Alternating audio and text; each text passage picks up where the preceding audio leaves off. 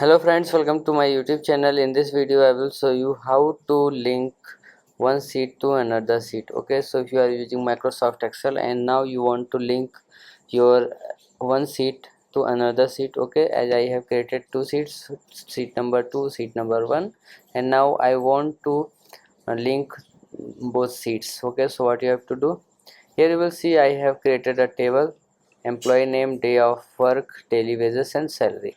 So I want that if I update salary here, it will automatically update the salary here. Okay, so how to do it? So here you will see this is the cell. Okay, now you have to just click on select any one of any cell. Okay, now click on equals to for the formula. Okay, then what you have to do, go to another sheet and then select one sheet and now click on enter. Okay, so now here you have to just drag to the bottom, and then if I update anything, as I update 10,000 here, you will see it will appear here. Okay, means if I update anything here, you will see this.